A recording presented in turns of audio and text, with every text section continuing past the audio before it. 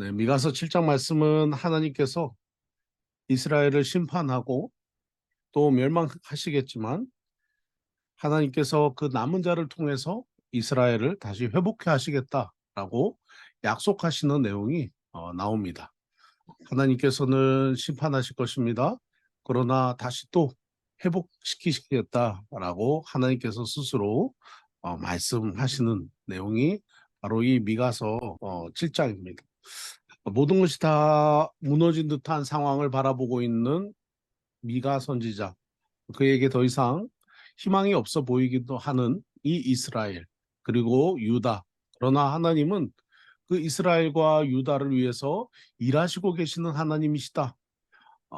모든 것이 다 일하고 계신 하나님. 무너지고 또 모든 것이 다 상실한 것처럼 보이는 시간이다 할지라도 하나님은 어떻게 해요? 살리시겠다. 누구를 통해서? 남은 자를 통해서. 그래서 회복을 약속하십니다. 특별히 이 7장에서는 정말 주옥 같은 말씀들이 나옵니다. 나는 오직 하나님만 바라보겠다라고 하는 이야기도 나오고, 하나님은 우리의 대적을 진흙같이 밟으실 것이다. 그리고 이 7장에서는 이 이스라엘의 지경을 나중에는 넓혀 주실 것이다. 어쩌면 지금 모든 것을 상실하고 잃어버린 이스라엘과 남유다, 희망이 없어 보이는데 하나님의 말씀은 네 지경이 넓어질 것이다. 그리고 하나님은 이스라엘을 목자처럼 돌보실 것이다. 그래서 마지막에 미가의 선언은 주와 같은 신이 이 세상에 어디 있습니까? 라고 고백합니다. 1절부터 한번 보시면요. 재앙이로다라고 시작합니다. 모든 것이 다 망했다라는 뜻이죠. 알라라고 하는 뜻입니다. 알라라고 하는 모든 것이 다 망했다라고 하는 화로다, 망했다 이런 표현이죠. 어떻게 모든 것이 아무리 돌아봐도 앞을 돌아봐도 뒤를 돌아봐도 희망이 없어 보이는 거죠. 왜 희망이 없어 보입니까? 무엇 때문일까요? 경건한 자와 정직한 자가 없다라고 2절에 말합니다. 그래서 어떻게 미가는 표현합니까? 1절 재앙이로다 나는 여름 과일을 딴 후와 포도를 거둔 후 같아서 먹을 포도송이가 없으며 내 마음에 처음 익은 무화과가 없도다. 자, 포도송이와 무화과로 대변되는 사람들이 2절에 나옵니다. 경건한 자가 세상에서 끊어졌고 정직한 자가 사람들 가운데 없도다. 무리가 다 피를 흘리려고 매복하며 각기 그물로 형제를 잡으려고 하고 이렇게 말해요. 그러니까 재앙이라고 얘기하는 미가의 망했다라고 이야기하는 이유가 뭘까요? 경건한 자와 정직한 자가 없기 때문이다. 의인이 없기 때문이라는 거죠. 여러분, 소돔과 고모라가 망할 때도 소돔과 고모라가 망하는 직전에 아브라함에게 하나님께서 아브라함이 기도했던 건 뭡니까? 의인, 하나님 의인 5명만 있으면 살려주시겠습니까? 그렇게 고백했었죠. 의인 5명이라도 있으면 하나님 구원해 주시겠습니까? 라고 말했던 것이 미가의 소돔과 고모라가 망했을 때였습니다. 앞을 봐도 뒤를 봐도 의인이 없는 상황, 그 상황이 가장 재앙적인 상황이에요. 어떤 한 가정도 마찬가지죠. 어떤 한 가정도 믿음을 가진 사람이 그 가정에 아무도 없다면 정말 어렵죠. 그럼에도 불구하고 어떤 가정 안에 믿음을 가진 사람이 있다. 희망이 있고 소망이 있는 것입니다. 미가는 사회 전반적으로 다 망했구나라고 얘기합니다. 3절에 보시면 지도자와 재판관과 권세자가 나와요. 3절에 이스라엘의 지도자들은 어떤 상황입니까? 3절에 보시면 두 손으로 악을 부지런히 행한도다. 지도자와 재판관은 뇌물을 구하며 권세자는 자기 마음의 욕심을 말하고 그들이 서로 결합하니 4절 보시면 그들의 가장 선한 사람은 이라도 가시 같고 가장 정직한 자라도 찔레 울타리보다 더하도다. 이제는 그들이 요란하도다. 이렇게 말합니다. 자, 당시의 지도자들의 상황은 희망이 없는 상황. 정말 뇌물과 욕심으로 일하는 사람들. 다 타락하고 부패했다라고 얘기합니다. 자, 사회의 지도자들이 타락하고 부패했습니다. 가정은 어떨까요? 5절, 6절에 보시면 친구와 이웃과 가정에 대한 이야기합니다. 너희는 이웃을 믿지 말며 친구를 의지하지 말며 네 품에 누운 여인에게라도 네 입의 문을 지킬지어다. 아무도 신뢰하지 못하는 그런 상황이죠. 가족 간에도 신뢰가 없는. 6절에 보시면 아들이 아버지를 멸시하며 딸이 어머니를 대적하며 며느리가 시어머니를 대적하리니 사람의 원수가 곧 자기의 집안 사람이로다. 자, 가정도 무너졌습니다. 사회는 지도자와 재판관 권세자들, 그리고 가정에는 아들과 아버지, 딸과 어머니, 며느리와 시어머니, 이 모든 것이 다 무너진 상황. 관계도 다 파괴되고 관계도 다 끊어진 상황. 하나님께서 맺어주신 부부, 네 품에 누운 여인이라도 얘기하는 이 하나님이 맺어준 부부 관계도 깨어지는 상황. 자, 이 상황에 미가는 뭐라고 말합니까? 재앙이다라고 얘기합니다. 미가는 절규합니다. 재앙이다. 눈을 씻고 앞뒤를 찾아봐도 의인이 없는 시대. 서로가 서로를 잡아먹으려고 으르렁거리는 시대. 서로의 이웃도 없고 친구도 없고 가족도 없는 시대. 그 시대 완전히 세속화된 시대. 여기 보면 지도자들이 뇌물을 구하고 욕심을 구한다. 완전히 세속화된 시대입니다. 돈이 우상이 된 시대. 그 시대의 미가는 재앙이다라고 이야기합니다. 여러분, 오늘날 우리가 살아가는 이 시대는 어떻습니까? 오늘날 우리가 살아가고 있는 시대, 나라와 나라, 그리고 정치, 경제, 문화, 교육, 이 시대에 어떤 희망이 있을까요? 어저께 그 수능 시험이 있었죠. 고등학교 3학년들 정말 한 번의 시험으로 인생이 결정되는 이런 시대. 어, 이 시대의 소망 오직 예수 그리스도밖에 없습니다. 자, 그래서 미가는 7절에서 그렇게 고백합니다. 오직 나는 여호와를 우러러보며 나를 구원하시는 하나님을 바라보나니 나의 하나님이 나에게 귀를 기울이시로다. 그 어디에도 참담하고 희망이 없어서 미가는 재앙이로다라고 선언하는 그 시대 미가의 모습은, 그래서 나는 오직 여호와만 바라본다. 나를 구원하시는 하나님, 나의 하나님이 나에게 귀를 기울여 줄 것이다. 절망 속에서 아무런 희망이 없는 시대, 그러나 거기에 유일한 희망은 하나님이시다. 유일한 희망은 하나님이시다. 이 세상을 바라보면 너무 세속적이 되어서 희망이 없지만, 그래서 사회도 그리고 지도자들도 부패하고 가정도 무너지고 이웃도 무너지고 친구도 무너진 시대이지만, 그러므로 나는, 내게는 세상을 보면 소망이 없지만 하나님만이 내게 소망이다. 우러러보며 라고 표현하죠. 내가 하늘을 우러러보면 하나님만이 나의 삶의 온전한 희망이 되신다라고 미가는 말합니다. 내가 눈을 들어 하늘을 보면 거기에 하나님이 계시고 그 하나님이 나의 희망이시다. 하나님을 통한 희망이다라고 얘기합니다. 그러니까 이 세상, 눈을 내려서 세상을 보면 지도자들부터 백성들까지, 정치부터 한 가정까지 다 죄악이 만연합니다. 그냥 다시 노아의 시대로 돌아온 것처럼 의인을 찾아볼 수 없는 시대, 그런 시대에 살아가고 있다라고 말하는 거죠. 여러분, 술이라고 표현할 때 물이 99%가 있고 알코올이 1%만 있어도 이것을 물이라고 말하지 않습니다. 술이에요. 물이냐 술이냐, 그 경계는 알코올이 얼마나 있느냐의 얘기입니다. 알코올이 거기에 작은 알코올이라도 성분이 있으면 그것을 물이라고 말하지 않아요. 여러분, 오늘날 의인의 삶, 거룩한 삶, 우리가 이 세상을 살아가면서 어떤 삶을 지켜내야 될까요? 1%의 알코올, 이 정도는 물이라고 할 수 있어. 99%가 물이잖아. 1%의 알코올, 2%의 알코올, 뭐 이 정도 가지고 뭘 술이라고 말할 수 있을까? 이걸 물이라고 해야 되지 않을까라는 시대에 우리는 살아가고 있어요. 이 정도는 괜찮지 않아. 이 정도 다 이러잖아. 다 이러기 때문에 이 정도는 괜찮지 않아. 아닙니다. 온전한 의인의 삶, 온전히 하나님 앞에 거룩한 삶을 지켜가야 되는 것이 바로 우리의 삶이에요. 그래서 미가는 그렇게 말합니다. 세상을 바라보면 너무 많은 유혹이 있고 세속화되었지만 그래서 나는 하늘만 우러러보겠다. 하나님만 바라보겠다.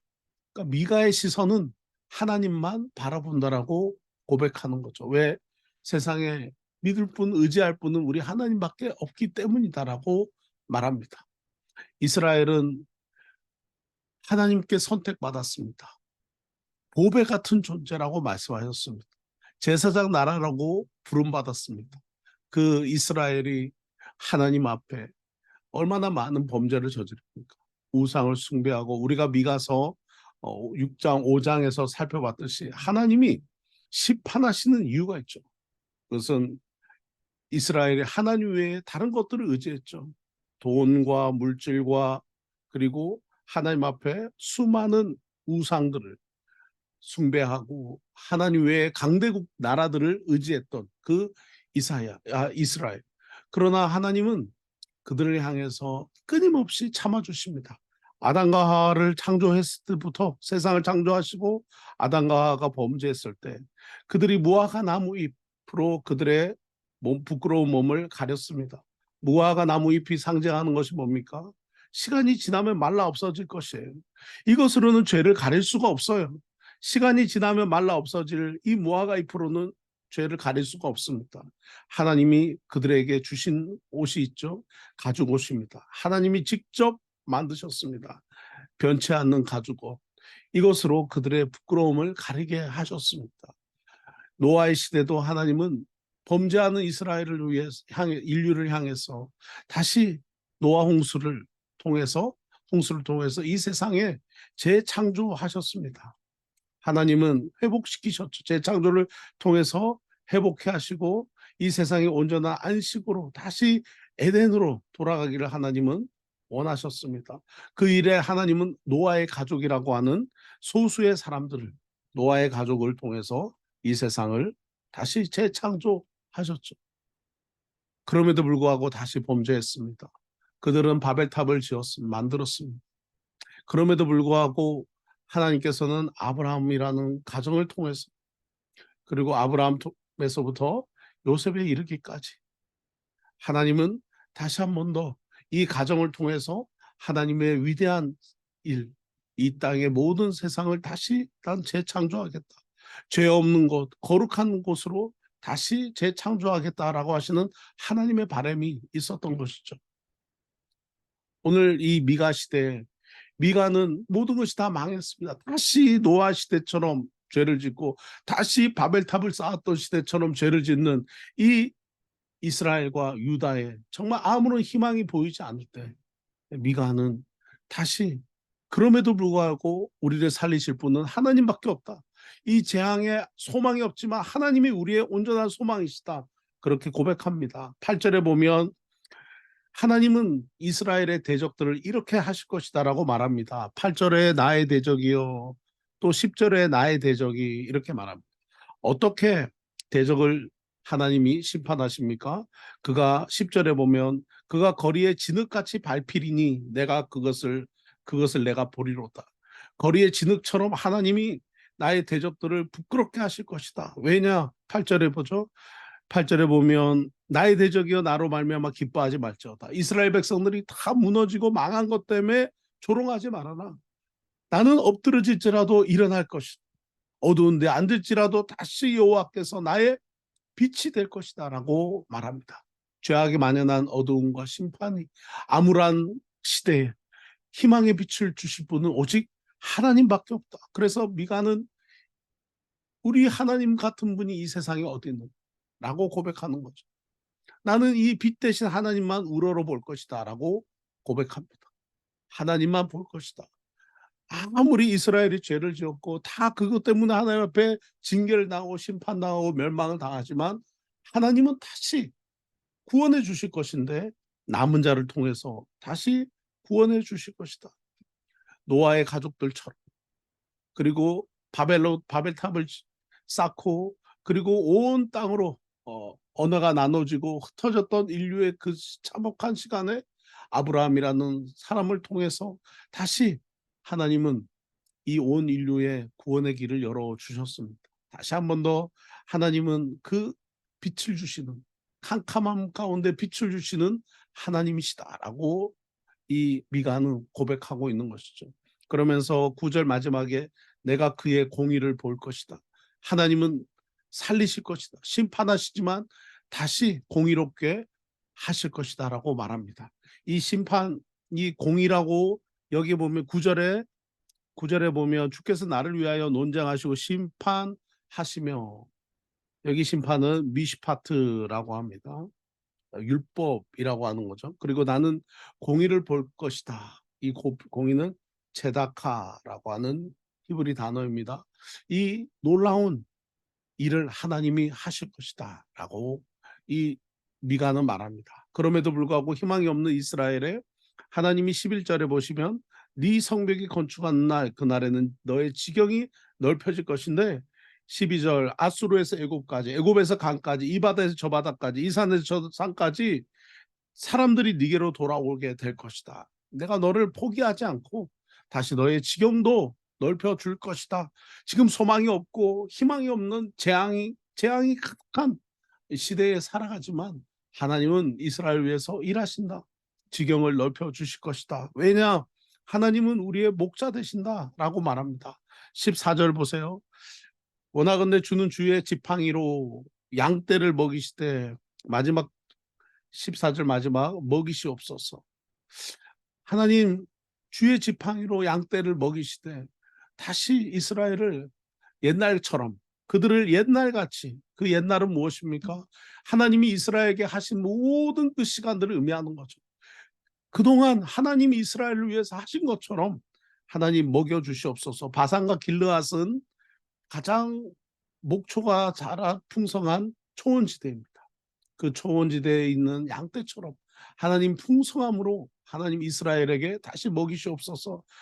사울 왕, 그래야 다윗 왕, 그리고 솔로몬에게 주셨던 그 놀라운 영화, 그 놀라운 그 번성했던 그 나라의 모습으로 하나님 이스라엘을 다시 먹여 주시옵소서, 그렇게 말합니다. 그러면서 그는 마지막으로 18절에서부터 이렇게 말합니다. 그 참혹한 시대를 바라보는 모든 것이 다 절망적인 상황, 그 상황에 미가의 눈은 하나님을 향합니다. 주와 같은 신이 어디 있으리까? 18절에 주께서 죄악과 그 기업에 남은 자의 허물을 사유하시며 인애를 기뻐하심으로 진노를 오래 품지 아니하십니다. 19절 다시 우리를 불쌍히 여기셔서 우리의 죄악을 발로 밟으시고 우리의 모든 죄를 깊은 바다에 던지시리이다. 20절 주께서 옛적에 우리 조상들에게 맹세하신 대로 야곱에게 성실을 베푸시며 아브라함에게 인애를 더하시리이다. 미가의 마지막 고백, 이런 하나님이 어디 있느냐라고 고백합니다. 소망이 없는 시대, 경건한 자가 없는, 의인이 하나도 없는, 정직한 자가 없는 이 시대, 타락한 시대, 미가는 하나님만 우러러보겠다라고 고백하며 정말 미래의 희망을 가지고 하나님 앞에 자기에게 주어진 사명을 미가는 충실히 감당했습니다. 미가의 고백은 늘 하나님을 향했고, 미가는 하나님만 바랐고, 미가는 이스라엘을 바라보며 눈물을 흘리면서도 하나님이 다시 이 이스라엘을 살리실 것이고, 그 주님의 구원의 역사는 다시 그 베들레헴 에브라다, 그 너는 작지만 그곳에 이스라엘을 다스리는 메시아가 올 것에 대해서 미가는 예언하면서 하나님이 얼마나 이스라엘을 사랑하시는지, 그리고 버리신 것 같지만 버리시지 아니하고 징계하시지만 남은 자를 통해서 구원하실 것을 미가는 끊임없이 예언합니다.